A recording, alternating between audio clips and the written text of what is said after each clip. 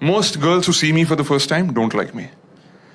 If only they spend some time with me and get to know me better, they start to truly hate me. I love my mother. She's a good mother. I tell everywhere she's a great mother. But she isn't satisfied. She says, I don't want to be a good mother or a great mother. Make me a grandmother. It's not easy for me to get married because I'm very bad at first impressions. Most girls who see me for the first time don't like me. If only they spend some time with me and get to know me better, they start to truly hate me. It happens all the time to me because I'm dark-skinned. People don't like dark-skinned people in our country. Forget others, my own parents. Like when I was born in the hospital, looking at me, their first reaction was, Ayyo.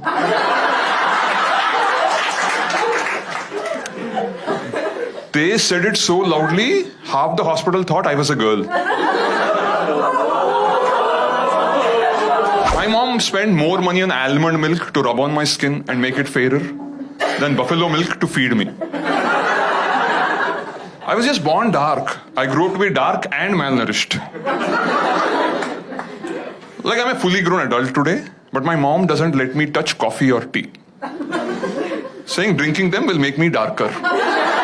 People like my mom believe the color of what you eat affects the color of your skin. That's why South Indians are obsessed with eating everything in white. No matter the color of what you eat, the end result is still brown. Skin.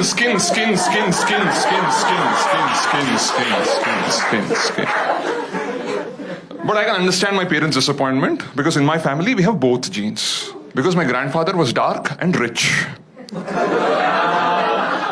My grandmother was fair and poor. Now I am dark and poor.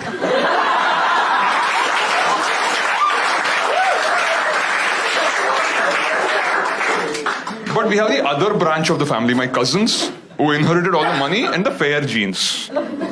Oh, they make so much fun of me. Arey Sai Kiran, you're such a lucky guy. Because you're dark. Unlike us, you can go out in the sun whenever you want.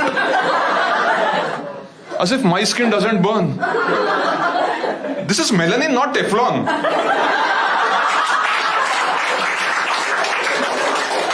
These fair-skinned morons think that if a cow stays in the sun for too long, it becomes a buffalo. But forget animals, even gods cannot escape this discrimination in our country. You all know Lord Krishna. Krishna means dark. He is described in the Mahabharata as Neela Megha Shyama, which means as dark as the rain-filled cloud. Then why the hell do they show him everywhere to be sky blue in color? Like how colorblind do you have to be to confuse the color of the cloud with the color of the sky? That's why we can't predict rains in this country properly. If you remember TV Mahabharata, Lord Krishna was played by Nitish Bharadwaj, who was super fair. That's like Leonardo DiCaprio playing Nelson Mandela. Because we can't accept a hero can be dark-skinned. Why? We are just dark, not shady. I don't think Lord Krishna was really a thief. No.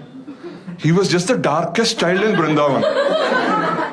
And everybody accused him only. Because all the stuff that was getting stolen were white eatables. But at least ancient India was a progressive time.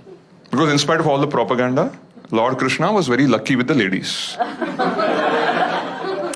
Not something I can claim to be. I recently read a report by .com. According to it, 71% of Indian women want their husbands to be fair-skinned. The rest 29% don't care about skin color, as long as the guy is rich. So in this country, to whitewash brown skin, you need black money.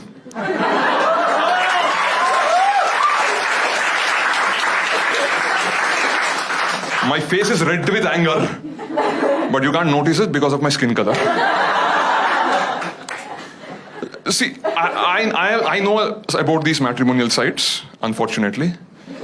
Because let's be honest, this face wasn't exactly manufactured anticipating the arrival of Tinder. The highest my parents aimed was .com. And I registered on that site some time back.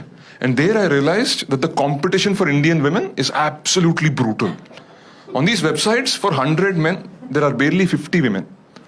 And NRIs take away the top 20 export quality girls. The next 20 go to the two eyes of India, IITs and IIMs. Men like me don't stand a chance. So I clearly wrote in my profile, I may not be NRI or an IITian, but I'm healthy, I'm a vegetarian, and I do not smoke or drink, even coffee or tea. I thought many women will be impressed by someone like that. And I got 5 responses. Not from women, but from people requesting blood and organ donations. It was a bit painful, but I took the money and the fruity and registered myself on .com. And I'm very proud to tell you, just a few weeks back, I completed 5 years as a fully paid member of .com.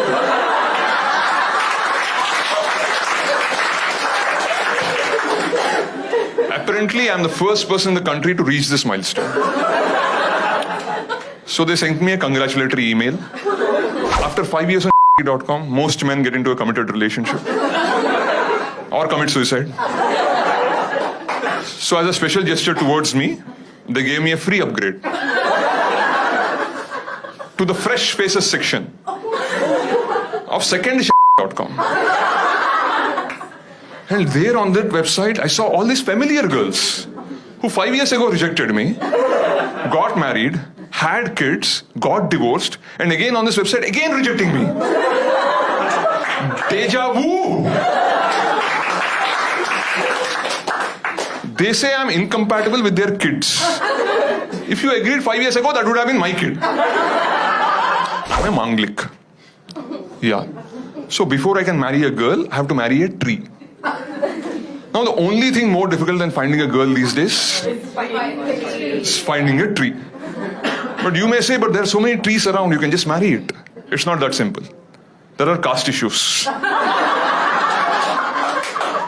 I cannot just marry any creeper or croton. Like if you're a Marwadi, you have to marry a money plant.